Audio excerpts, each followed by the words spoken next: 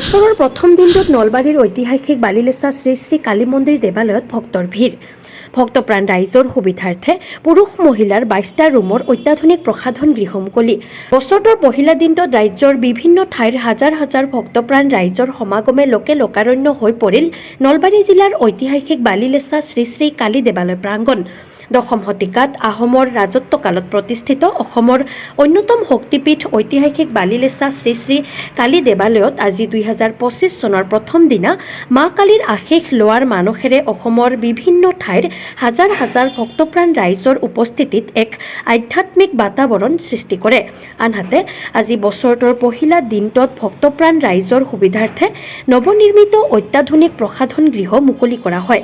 পুৰুষ মহিলাৰ 22টা ৰুমৰ নৱনিৰ্মিত অত্যাধুনিক প্ৰসাধন গৃহটো উদ্বোধন কৰি শ্ৰী শ্ৰী কালী দেৱালয়ৰ আজীৱন পৰম ভক্ত তথা ডিব্ৰুগড়ৰ বিশিষ্ট ব্যৱসায়ী মনোজ বৰ্মনে মন্দিৰৰ ভক্তৰ সুবিধাৰ বাবে ভক্তপ্ৰাণ ৰাইজৰ সহায় সহযোগিতাত অত্যাধুনিক প্ৰসাধন গৃহটো নিৰ্মাণ কৰাৰ বাবে শ্ৰী শ্ৰী কালী দেৱালয় পৰিচালনা সমিতিক ধন্যবাদ জ্ঞাপন কৰে।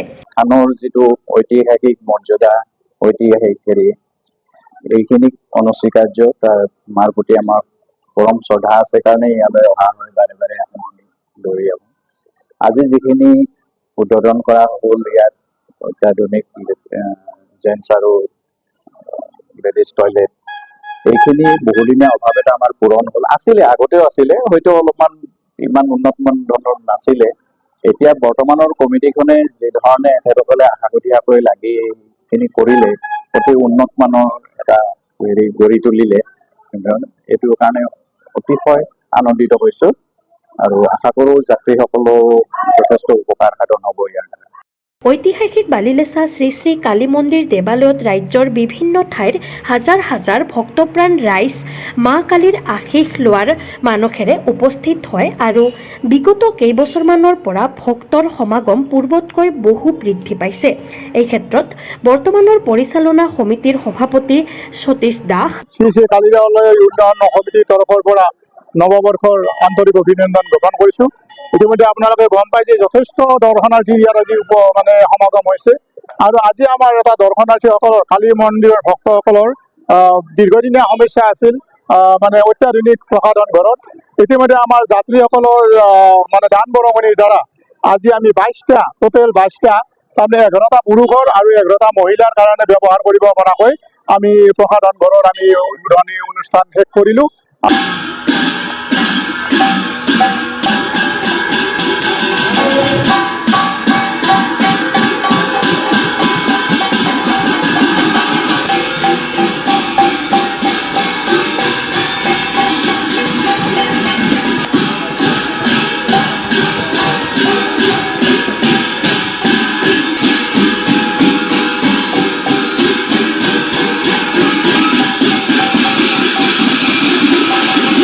আৰু অত্যাধুনিক যথেষ্ট আমি তাত কোনো ত্ৰুটি ৰখা নাই, যাতে দৰ্শনাৰ্থীসকলে বিতুষ্ট নহয় আৰু দৰ্শনাৰ্থীসকলে যথেষ্ট ভাল পাব আমাৰ যিটো প্ৰসাধন ঘৰ বনাইছোঁ। আৰু এই সম্পূৰ্ণ কাম তাৰমানে কি আপোনাৰ দ্বাৰা হৈছে, যাত্ৰীসকলৰ দান বৰঙণিৰ দ্বাৰা হৈছে।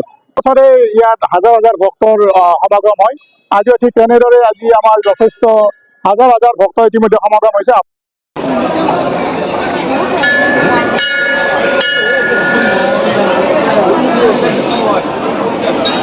আপোনালোকে প্ৰত্যক্ষ কৰিছে আৰু এইসকল ভক্তই এটা মানস কৰি আমাৰ শ্ৰী শ্ৰী মা কালীৰ ওচৰত আহে এপাক ফুল দিবলৈ, আৰু আমি শ্ৰী শ্ৰী কালী দেৱালয় উন্নয়ন সমিতিৰ মা কালীৰ ওচৰত প্ৰাৰ্থনা জনাইছোঁ যাতে সকলো ভক্তৰে মনোবাঞ্ছা পূৰ্ণ হয়।